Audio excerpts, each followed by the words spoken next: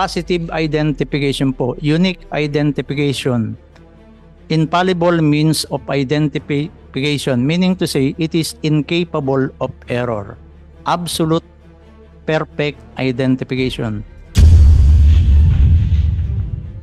Bilyon po ang tao sa mundo, wala po tayong magkatulad na fingerprints, even identical twins, triplets, quadruplets, quintuplets, o kahit ilan pa pong bata ang sabay-sabay pinanganak, wala pa rin pong magkakatulad na fingerprints. Galing po sa Bureau of Investment, ito po yung na sinubmit niyo po sa amin. Board of Investments po? Opo. Ano po? Kinumpare po namin sa mga fingerprints ni Alice Leal Guo, Sheila Leal Guo, and Wesley Leal Guo. In comparison and analysis of questioned and standard fingerprints, one print is enough to identify a person. Dito po sa fingerprint naman ni Alice Guo, nag-match din po yung isa na sinubmit nyo from the Bureau of Investment.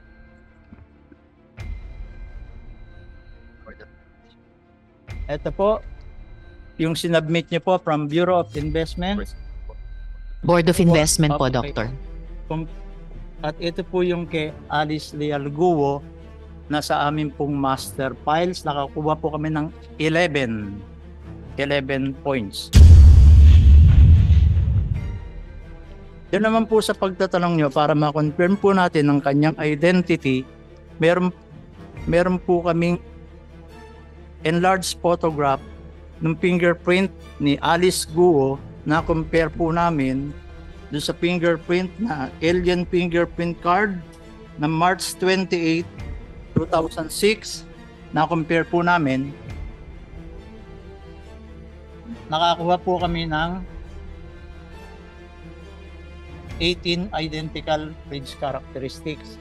Kaya sure po tayo ngayon na si Alice Guo po at si Guo Huaping ay isang tao lamang po.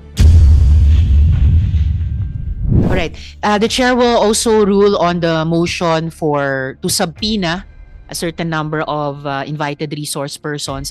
Binubuo lang ngayon yung complete names nila. So, that being the case, before I ask the COMSEC to administer the oath to any new resource persons today, apologies, Sen. Jinggoy, nalimutan kong itanong, meron ba kayong gustong gawing opening statement? Alright, thank you po. COMSEC, paki-administer yung oath sa mga hindi pa nakapanumpa. May we request all those who have not taken their oaths to stand up and raise your right hand.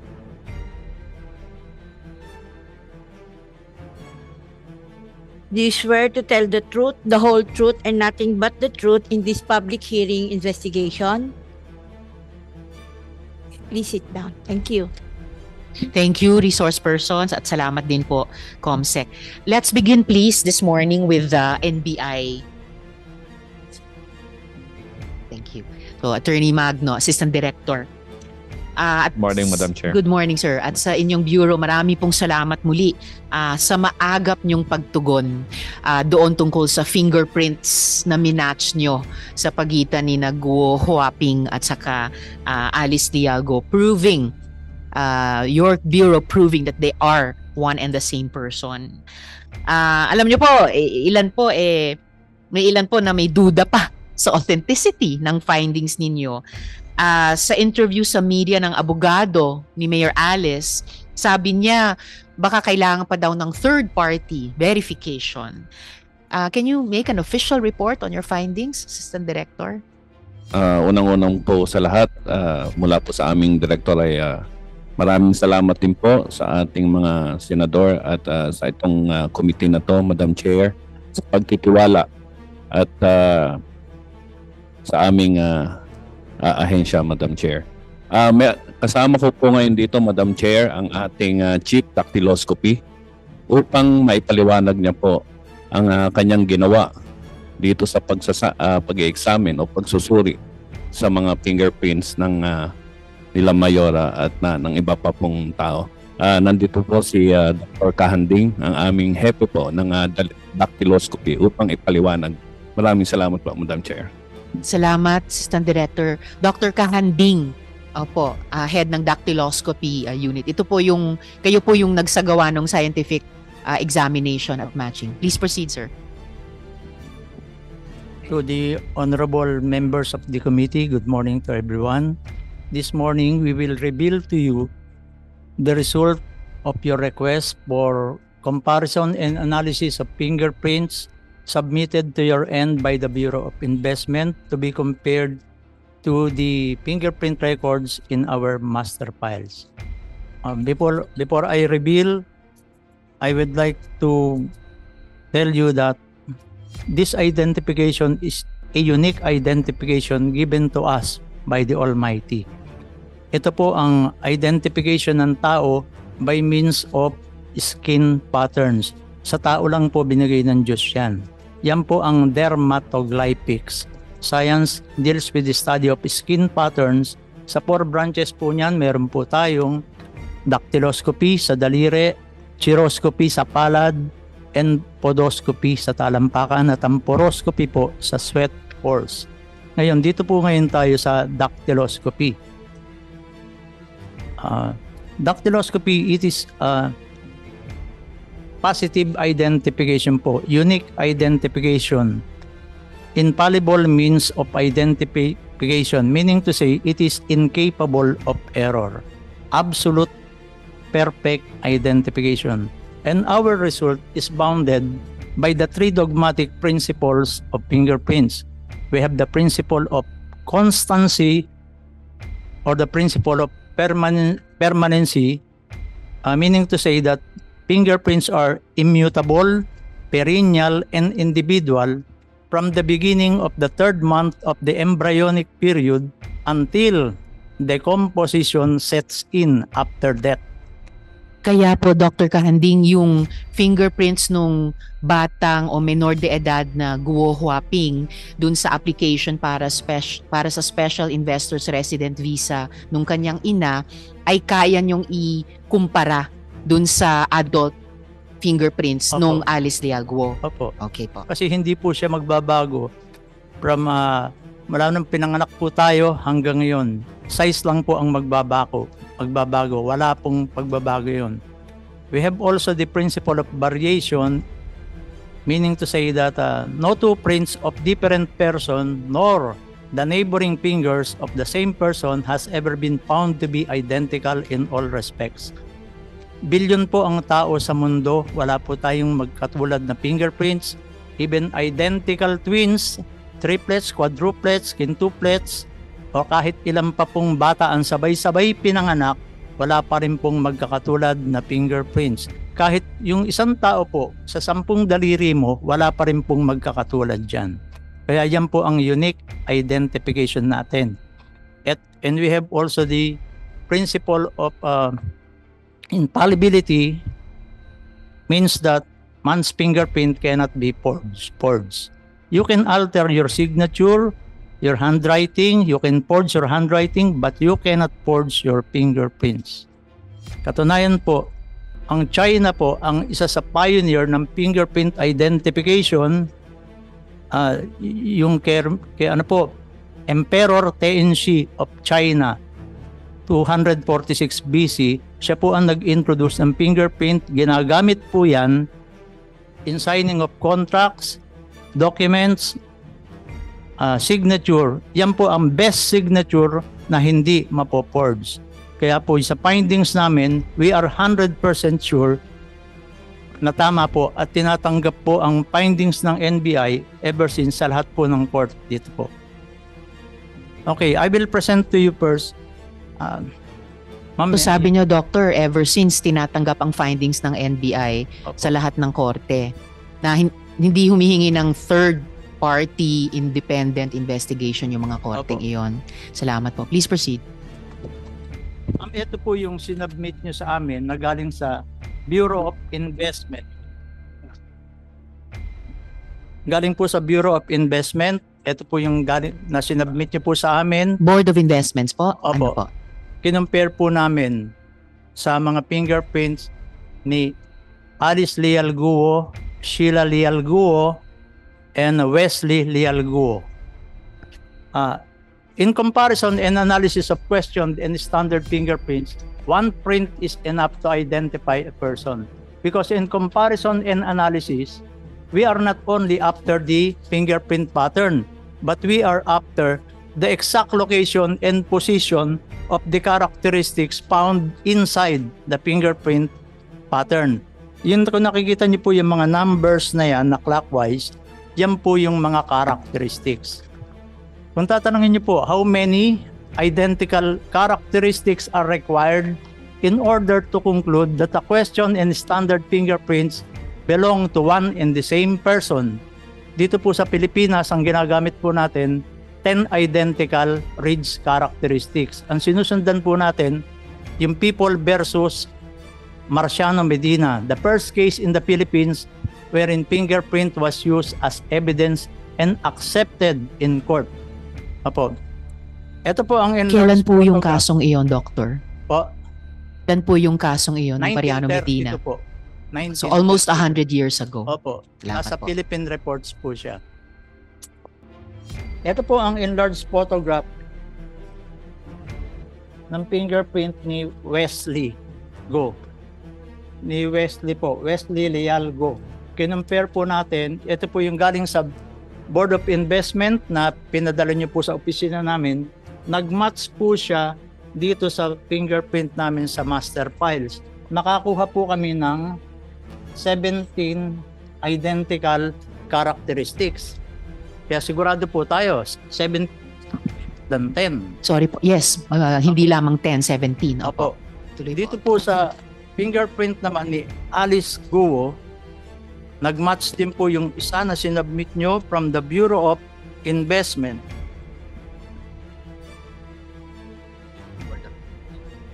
Ito po, yung sinubmit nyo po from Bureau of Investment.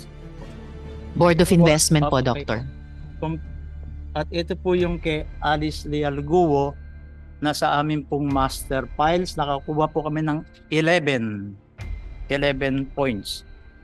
Doon naman po sa pagtatanong nyo para ma-confirm po natin ang kanyang identity, meron po kaming enlarged photograph ng fingerprint ni Alice Guo na compare po namin doon sa fingerprint na alien fingerprint card na March 28, 2006. Na-compare po namin. Nakakuha po kami ng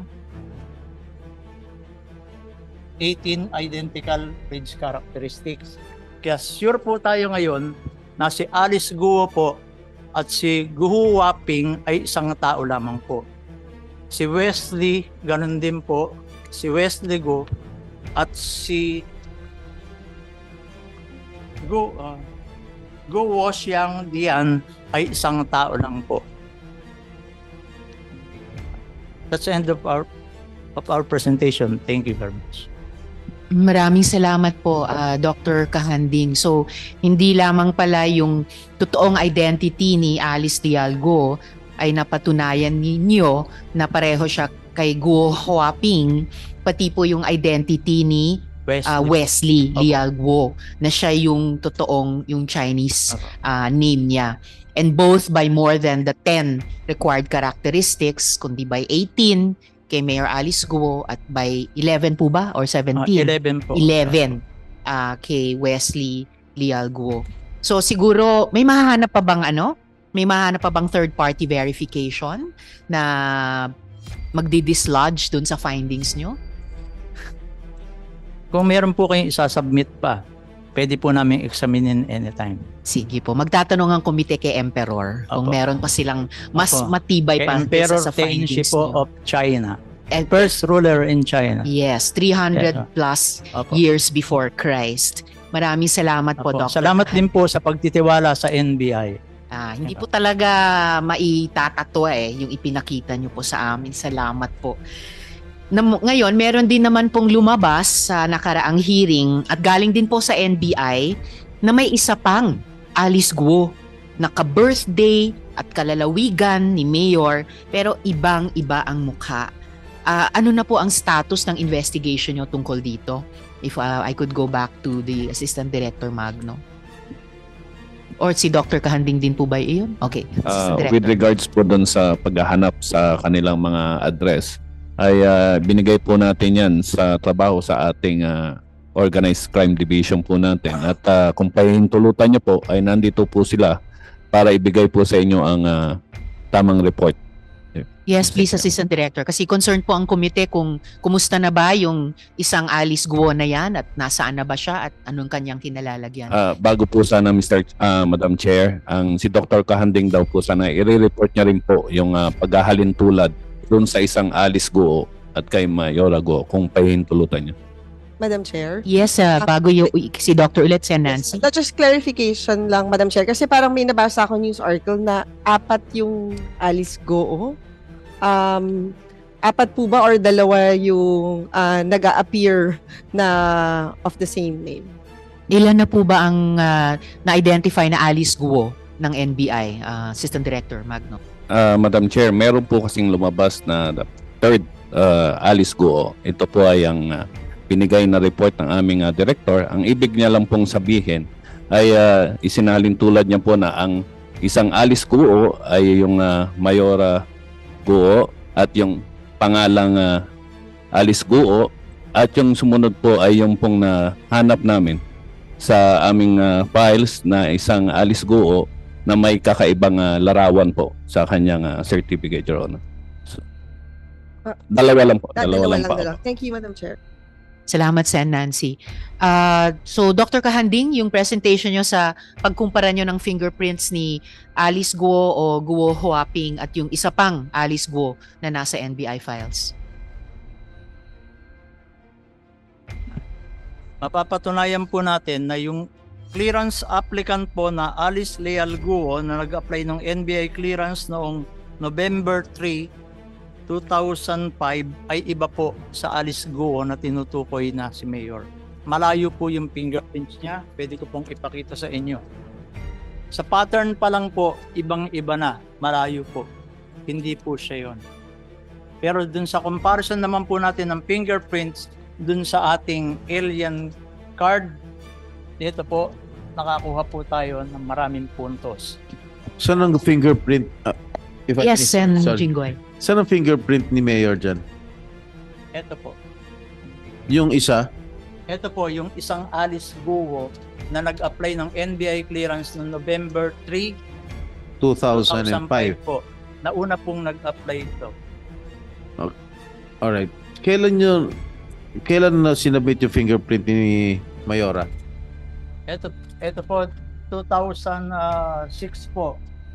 March 28, 2006. Kaya nauna pong nag-apply ng NBI clearance, yung hinahanap niyo pong Alice Guo na iba ang muka, na hindi yung muka ni Mayor. Alright. Thank you. Salamat, Sen. Jinggoy. At salamat, Doctor. So, hindi lang sa muka, magkaibang tao, mismong sa fingerprints, magkaiba talaga. Salamat, Doctor. So, Assistant Director Magno, yung magpe-present po ng report dun sa isa pang Alice Guo.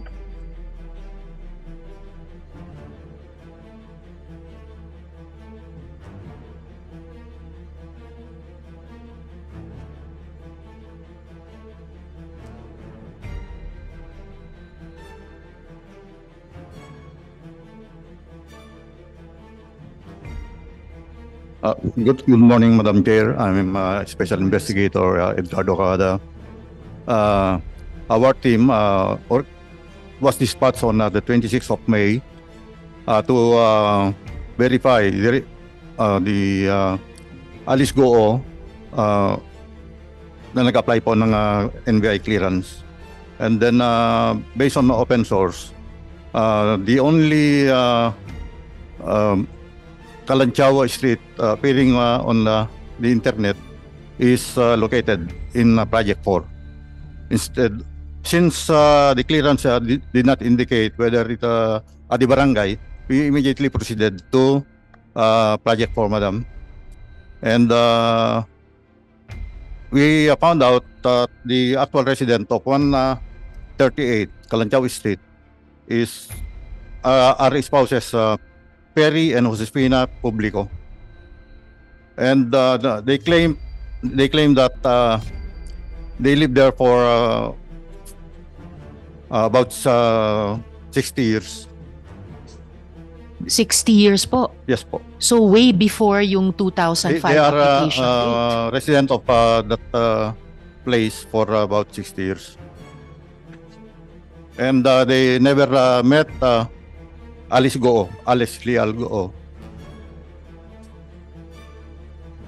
So hindi po nila naging kunyari boarder or renter Never, ang isang Alice Guo noong 2005. Yes, Your Honor.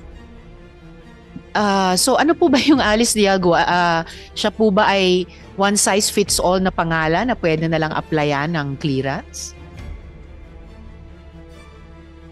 So after our verification of Project 4, we proceeded to Barangay Toro in Project 8 to verify whether Kalanchaw Street is also may be found at the Project 8. But we were able to talk to the Barangay Secretary of Barangay Toro that he claimed that the clustering of street are named after mountains and planets. So wala pong Kalanchaw. And investigator sir, meron din po ba kayong update sa mga kapatid ni Alice? Halimbawa si Sheila Guo. Dahil ang address ng Sheila Guo ay isang Kalantiao Street din.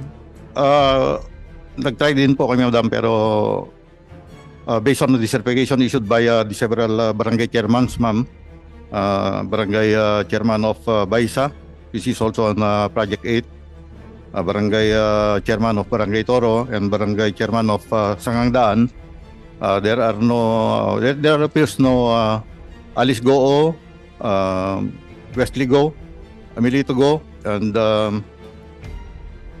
Amelia Leal, ma'am. So far dun sa misteryosong paggamit ng pangalang Alice Leal Guo, paggamit ng address ng Kalantiao, may nabubuo bang teorya ang NBI kung meron bang parang sabi nga din ni Sen. Nancy kanina, nakapark ng mga pangalan o nakapark ng mga address na ina-access ng mga nag-a-apply para sa clearances under false pretenses? So that the applicant secured NBI clearance to mislead anybody, ma'am. Madam Chair, if I may. Yes, Enjing Goy. Mr. Kawada, bago mag-apply yung isang tao ng NBI clearance, ano yung hinihingi ninyo? Either they will submit two identification card cert and birth certificate. Wala kayong hinihingi ni barangay certificate na nakatira siya rin sa... Any government issued ID, sir. Government issued ID. Okay, Your Honor. base sa mga sinasabi mo, tila mo kang wala na yata tayong pag-asa na makita yung isang Alice Leal Goo. We are still doing our best, sir, to locate these personalities. So kung hindi ba kayo humingi ng tulong sa iba't ibang halimbawa yung ating Philippine National Police, hindi ba kayo humingi ng assistance para tulungan kayo? We seek assistance from other agencies, sir, like LTO. So do you think mahanap nyo itong isang Alice Goo? Yes, sir. Do you think so? Yes, sir. Can you give us a timetable? No. There are also other teams locating these personalities, sir. Like So you can give an assurance before this committee that you can find her, you can locate her, the other Alice Goo. Assistant Director Magno. Mr. Chair. Madam Chair. Opo, sinusubukan po nating hanapin hanggang ngayon ang itong mga tauhan po na ito, no? Ngayon po, with your indulgence, Madam Chair, mayroon pa po kasi kaming nakita sa ating records na lumalabas na ang si Sheila, si Wesley, at si Alice Goo ay sabay-sabay pong nag-apply ng NBI clearance. Ito po ay nakapetsa nung nakapetsa po ito nung 2021. Sabay-sabay po sila nag-apply. At meron po rin tayong nahanap na isa pa pong NBI clearance, no, sa aming files na nagngangalan din pong Sheila Guo Ilial. Subalit sa ating pagkukumpara ay lumalabas po na iba rin ang larawan nito kaysa doon po sa Sheila Guo na sinasabing kapatid. At ito po ay kasabay din nung application nung nauna pong Alice Guo na may petsang November 3, 2006. Para po sa katanungan ni Madam Chair. Yes, Mr. Senator. Okay, hindi. May balik ko lang yung tanong ko rito kay Mr. Kawada. So, can you give an assurance before this committee that you can locate her in due time? Kasi sinabi mo yun. You were confident kanina with your answer that you can locate her. Sa mic po, Special Investigator. We will try our very best, sir, to locate. Dahil palagay ko siya na lang yung missing link dito sa investigasyon na ito. Yes. Alright. Thank you. Madam Salamat, Chair. Senjingo. Yes, and Madam Nancy. Chair, hindi. Noong nag-apply ho ba yung isang Alice Guo noong 2005, was she issued the NBI clearance? Meron po. And Madam Chair. nung nag-apply naman ho si Mayor Alice noong 2021, was she issued the NBI clearance? Meron din po. Madam Chair. So hindi ho nag-appear dun sa database nyo na nung 2005 may isa pang Alice Guo. Ang nangyari po kasi ay noong 2005 ay iba pa po ang sistema natin noon. Manual po ito. Ito pong mga since 2015 po ay dito po tayo nag-umpisa na magkaroon ng automated application po ng mga NBI clearances. Pagdating naman po dun sa tanong niyo, ma'am, ay kung hindi po ba nag-alarm na merong same name, no? Usually po, ang mag-a-alarma lang po sa ating sistema ay sa ating criminal history system. Ibig sabihin po, kung kayo po ay nakasuhan, ay doon pa lang po lalabas yung pangalan nyo na kayo po ay may kaso. Pero kung wala naman po kayong kaso, nagkakaroon po, katulad ng nung nangyari na ito, na parehas ang pangalan, pero lumalabas na parang magkaibang tao at magkaiba rin ng fingerprints. Dito lang po natin na-check nung na-retrieve po natin ang ating mga files, Madam Chair. Madam Chair, in light of this discovery, I think baka kailangan gumamit yung NBI ng technology wherein kahit yung data was acquired before 2015, masasama pa din dun sa sistema nila because apparently hindi na-alert ka agad nung nag-apply ng 2021 kasi merong data in possession ng NBI na hindi nyo nasama dun sa system nyo. So, Madam Chair, maybe as part of your committee report, the committee can propose kung paano mabibigyan ng solusyon because I would assume na marami pang cases, marami pang data ang NBI before 2015 na baka nagagamit na ngayon as for them to get an NBI clearance at alam nila na hindi sila mag-a-alert kasi nga alam nila na yung data ng NBI hanggang 2015 lamang. Thank you, Madam Chair. Thank you, Sen. Nancy. Very well taken.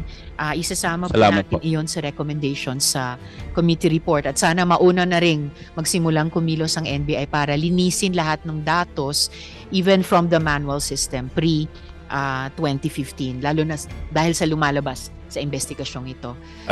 Madam Chair, if Yes. I may. Sa tulong po ng mga pontong ibinibigay ng ating Kongreso at ng Senado, ay naumpisa na po natin na pag-aralan at mag-procure kung katulad po ng sinasabi ni Senator Nancy, yung po nating tinatawag na APIS o yung Automated Fingerprint Identification System. Ito po ay kung once na nandyan po, i-integrate po natin ang ating datas na mula pa po noong 1930s ay meron na po tayong datas ng mga fingerprints, no?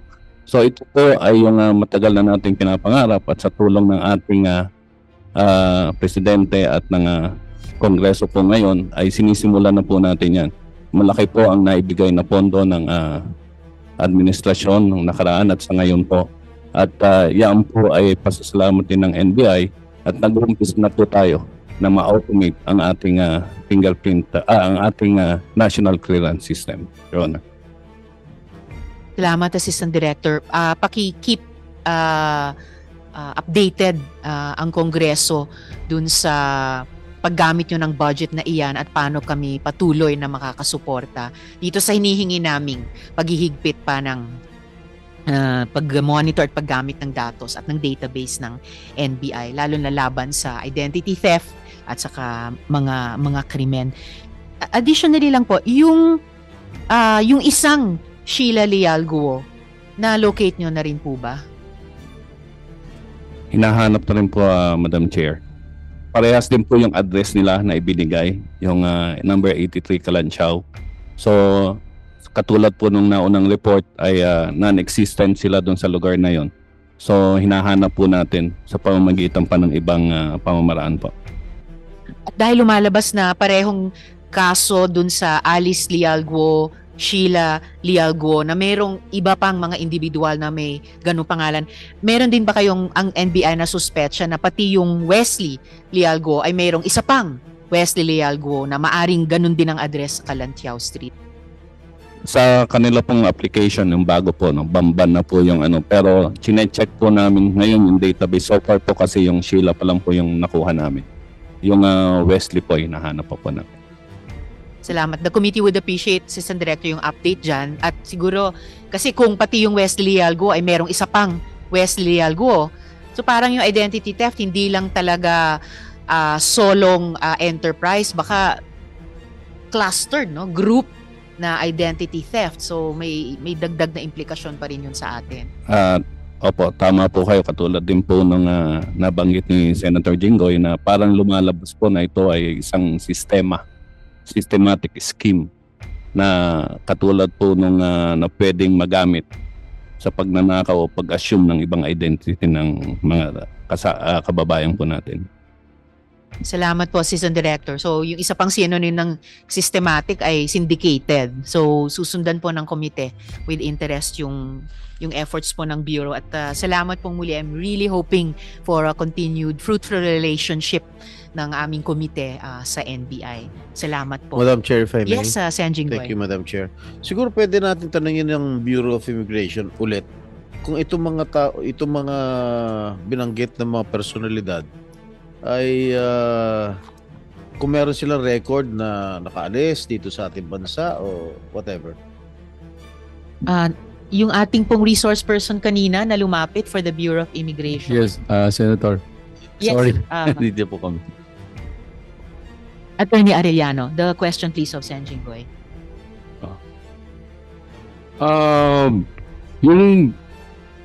Yung mga iba pong mga na-mention, so far wala po kaming mga i-double po check po namin yung mga records, pero as of today when we check, wala po silang mga derogatory records, especially do sa family nung si Go Waping. So i-check pa po namin. Then, lahat yung mga Mr. Manawag ba yan? Manawag?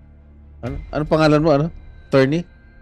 Sorry, Attorney Arellano. Opo. Lahat yung mga minention na pangalan dito sa hearing, si Wesley Go, si Sheila Go, baka pwede nyo halongkatin dun sa mga database nyo kung baka nakaalis na dito sa bansa o kung meron silang travel records. Yes po, Senator. Submit po kagad namin. Okay. Mamaya, may sinabit din po kami kanina. Nandun na po yung ibang mga pangalan tsaka yung mga travel records nung pamilya ni Go Waping po. So, dadagdagan na lang po namin. Okay. Salamat. Salamat, Sen Jinggoy. Actually, just to remind us, nung nakaraang hearing po, yung resource person ng BI, sinabi po sa amin na as of your records on that day, nakaalabas na ng bansa yung mga magulang ni Alice Leal Guo, yung kanyang ama at si Wen Yilin.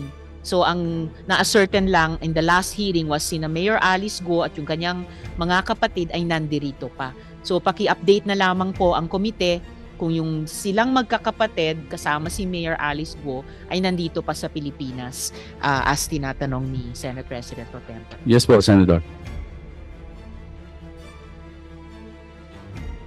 Salamat po, Attorney Arellano. And before we move to I'm sorry. Yes, of Sen Jinggoy. Attorney Arellano, paki-update nga po, may follow-up question si Sen Jinggoy. May HTO. Last time kasi sabi nyo may ILBO Pero may HDO na po ba? May hold departure order na po ba sina Mayor Alice at kanyang mga kapatid?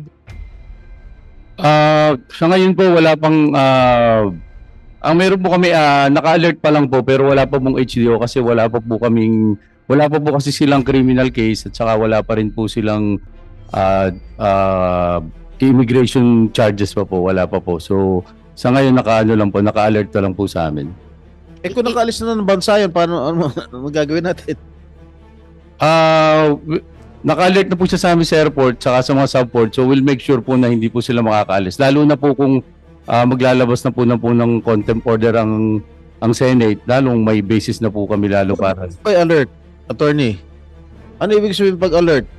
Pag-alert, naka-alert po yung mga airport na ang mga airport sa subports natin. Hindi siya pwedeng umalis? Under the circumstances po ngayon, hindi po siya paalisin. Kahit naka-alert status lang? Ah, Kahit walang HDO? Posible naman yata. Kung naka-alert status lang, di pwedeng umalis yan. ang directive po sa amin, hindi po siya paalisin. Ang directive po sa amin, Senator. At saka nag-issue din po si SOJ ng ILBO dun sa mga personality na to po. But they are only on an alert status. Anytime they can leave. Can you kindly educate this representation? Kasi ako may HDO eh. Yes po. Oh. Kung nasa alert status lang ako, pwede ako umalis. Oh.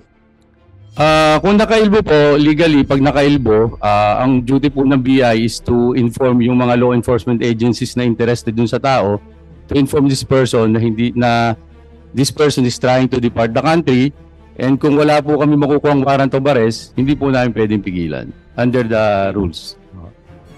With the permission of our Senate Pro Temp, Yeah. Madam Chair. Sen. Nancy.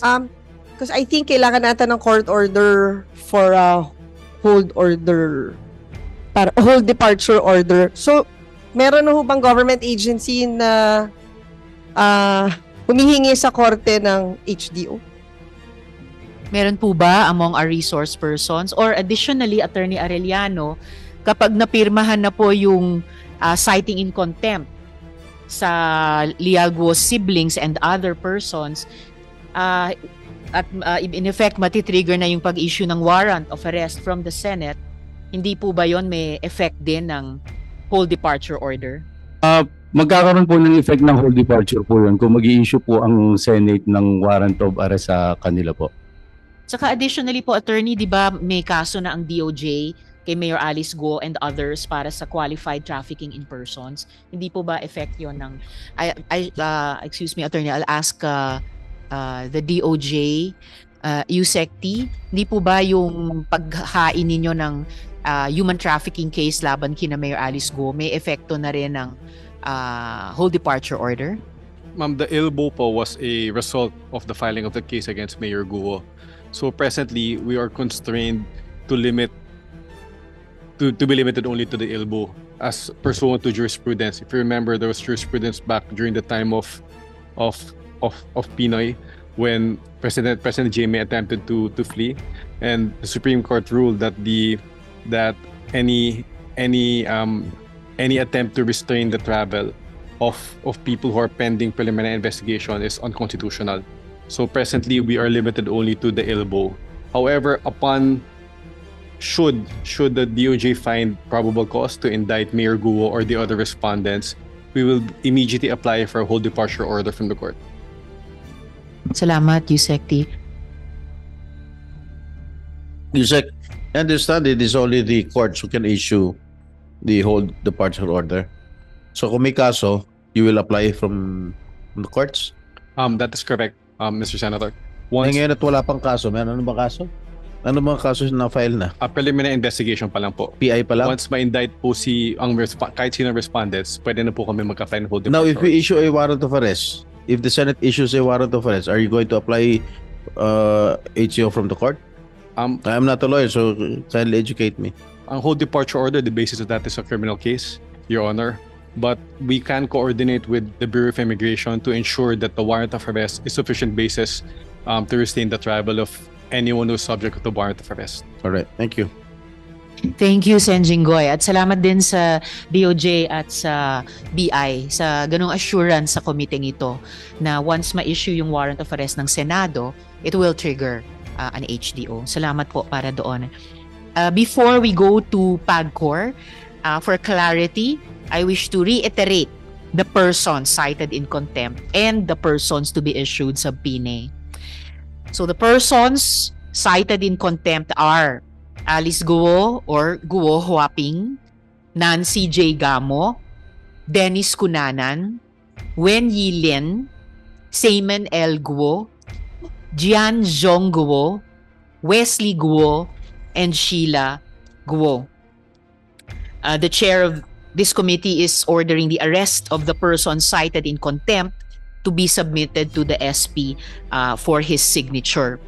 Additionally, the persons to be issued subpoena are Jamie Lynn S. Cruz, Roderick Paul B. Pujante, Juan Miguel Alpas, Catherine Cassandra Ong, Alberto Rodulfo A.R. de la Serna, Jonathan Mendoza, Ronelyn B. Baterna, Michael Bryce B. Mascarenas, Stephanie B. Mascarenas, Rodrigo A. Banda, Jing Gu, Xiang Tan, Daniel Salcedo Jr., Chona A. Alejandre, and Duan Ren Wu.